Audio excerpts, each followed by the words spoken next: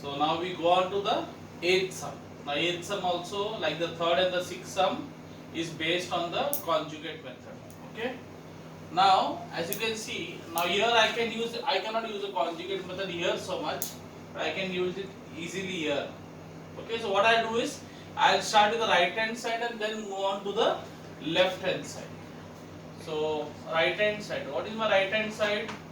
Cos theta upon 1 minus sin theta, right? So I take the conjugate of this. So I say cos theta upon 1 minus sin theta, and I am going to take the conjugate of that. So what is the conjugate of 1 minus sin theta? It's going to be 1 plus sin theta.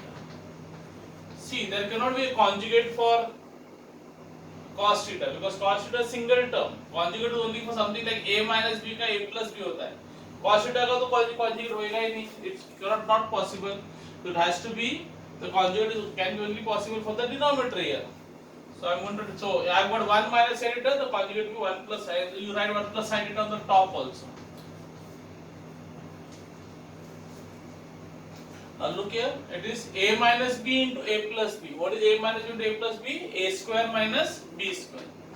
So first I will multiply the numerator, cos theta into 1 plus sin theta, cos theta into 1 plus sin theta, and here a minus b into a plus b, 1 minus sin theta into 1 plus sin theta, that is a square minus b square. In other words, it is 1 square minus sin square theta.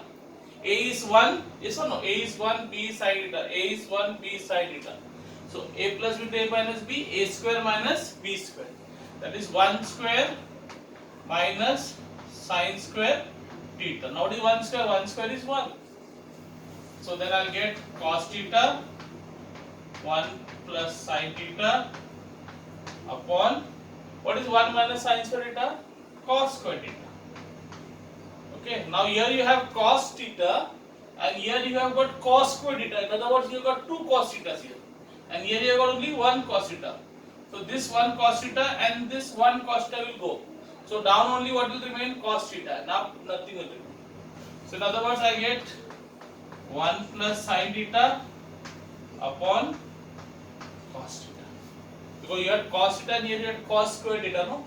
So there were two cos theta, so that's why one cos theta got deleted. So which formula we use here for 1 minus sin square theta is equal to cos square theta? That was your formula number 1 minus sin square theta, that is formula number 28.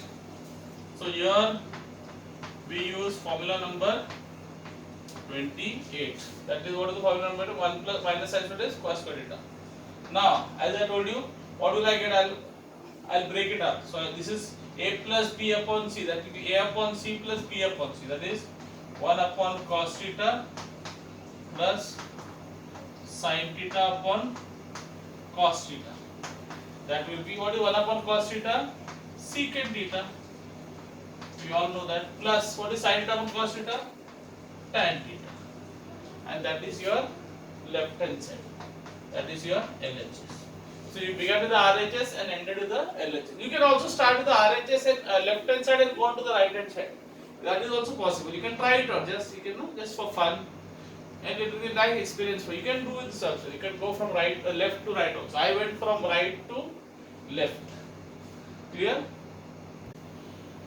So we now move on, boys. As I said, the third, sixth, and the eighth sum we have finished. They were all based on the conjugate method. We now move on to the 12th sum on page number 132 of chapter 6, standard 10, trigonometry.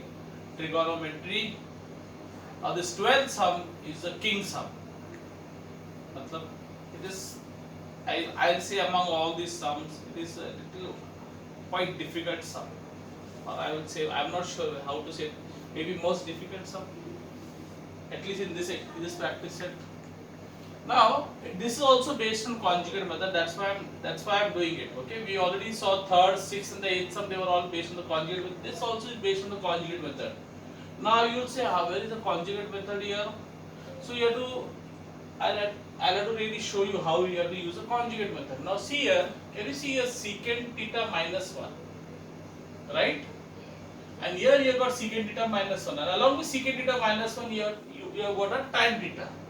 That means you will have to take a conjugate of secant theta minus 1 to get a something is a tan theta, and then we use a what we learned last year, theorem on equal ratios. So this sum is a combo of what do you call conjugate also and theorem on equal ratios also. So let's see how to do it. Just by talking you will not understand anything. As I say, always say I may sound Greek and Latin to you. So let's begin the left hand side. So I have got tan theta upon secant theta minus 1. Okay. Now what will I do? I will take a conjugate of this. Now of course you all are, as you see that numerator conjugate is not possible with a single term. Only for denominator is a conjugate possible. So I'll multiply this. So what is the conjugate of secant theta minus 1? Secant theta plus 1. And up also I'll write secant theta plus 1. Now what is a minus b into a plus b? A minus b into a plus b is what? A square minus b square. Who's your a? A is secant theta, b is 1. So it will be a square. That means secant square theta, a square minus b square. Who's your b? 1 square. Okay. And up tan theta into secant theta plus 1. Tan theta secant theta plus 1. Is it clear? Now what is 1 square? 1 square is 1. So I'll remove that 1 square. 1 square is 1. You all know that. Now can I do something here? What is secant square theta minus 1? Look at your formula list. See the second page, especially towards the end. What is secant square theta minus 1? Look there. 30th formula number 30. What is secant square theta minus 1? Tan square theta. So I'll say tan theta secant theta plus 1. I'll write the numerator as it is. Okay. And this secant square theta minus 1, if you look at formula number 30, what is secant square theta minus 1? Tan square theta. Right? Now here you have got 1 tan theta, here you have got 2 tan thetas. So I'll cancel one of the tan theta. In other words, I'll remove the square. So in other words, you'll only left with tan theta. See, I didn't cancel the whole tan theta. Here there's 1 tan theta, here there are 2 tan theta. Why? Because it was tan square theta. So I removed the square. So you have only 1 tan theta. So what do I get here? I get secant theta plus 1 upon tan theta. Till here it's fine. I hope it's clear. Okay. Now what do you do? That means you have got tan. From this you got this, right? So I'm going to write it here. So I can say therefore tan theta upon secant theta minus 1 is equal to this. That is secant theta plus 1 upon tan theta.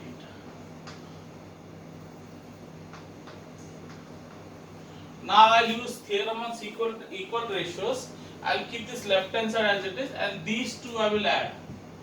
Okay, to get this one. I'll use theorem on equal ratios. So I'm going to keep this, I'm going to write this as it is, then I'm going to add these two and get this one. Okay, let's see. So I'll say by theorem on equal ratios we get, I'm writing this as it is, tan theta upon secant theta minus 1 equal to, I'm going to add these two. Okay, I'm going to add these two. So tan theta plus secant theta plus 1. So tan theta plus secant theta plus 1, and then I'm going to add these two. Secant theta minus 1 plus tan theta.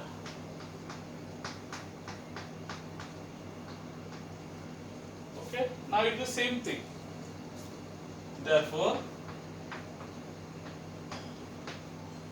I'm going to just rearrange it. This top thing is as it is, tan theta plus secant theta plus 1, same thing. So numerator I have written as it is. Now here I will just rearrange. This is plus tan theta, no? Plus, there's no sign here, no? That is what sign? Plus tan. So you have got plus tan theta. So this tan theta, I'm going to write tan theta. This tan theta also is plus. Just like here, no? Then plus secant theta. Can you see this is a plus secant theta? So plus secant theta. And then this is minus 1. You can see there is a minus 1. So I got this. So it is proved. Clear? It is proved. So this is really a little difficult sum. Okay.